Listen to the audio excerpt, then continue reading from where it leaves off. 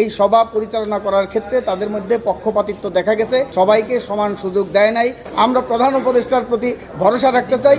NCC এবং রাষ্ট্রপতি নির্বাচন এই দুইটা নিয়ে আলোচনা হয়েছে, সেগুলোর মধ্যে এখনো পর্যন্ত ঐক্যমত্য হয় নাই। আমি শুধুমাত্র এখানে আপনাদেরকে জানাতে চাই, আজকে ঐক্যমত্য কমিশনের তাদের যে এই আলোচনা সভা, মত বিনিময় সভা, এই সভা পরিচালনা করার ক্ষেত্রে তাদের মধ্যে পক্ষপাতিত্ব দেখা গেছে, সবাইকে সমান সুযোগ দেয় নাই।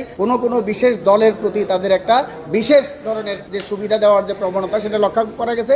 আমরা সেখানে সেটার প্রতিবাদ করেছি, ওখানে ভিতরেই ওটা প্রতিবাদ করেছি এবং সেই প্রতিবাদের অংশ হিসেবে এখানে ডাক্তার মিজানুর রহমান তারা সহ রহিন হোসেন প্রিন্স তারা দুপুরে সেখানে ওয়াকআউট করেছিল।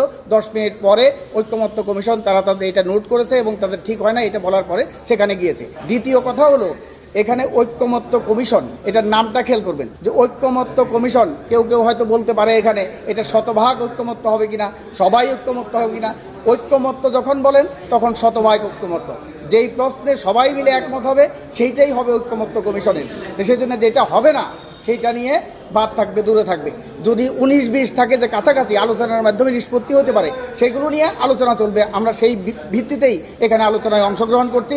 প্রধান উপদেষ্টা 5ই অক্টোবরে আমাদেরকে বলেছিলেন, আমরা যখন তাদের সাথে সাক্ষাৎ করেছিলাম তখন বলেছিলেন যে এই যে এতগুলো সংস্কার কমিশন করছেন, তারা মত দিবে, কার মত এখানে গ্রহণ করবেন, অনেকগুলো দল করবে।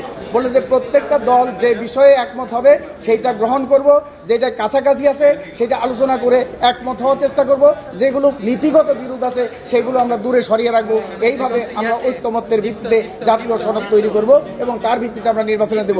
আমরা প্রধান উপদেষ্টার প্রতি ভরসা রাখতে চাই, আস্থা রাখতে চাই এবং সেই অনুযায়ী ঐক্যমত্য কমিশনের যে কার্যক্রম সেগুলো পরিচালনা করবে, এইটা আমরা বিশ্বাস করি। সবাইকে ধন্যবাদ।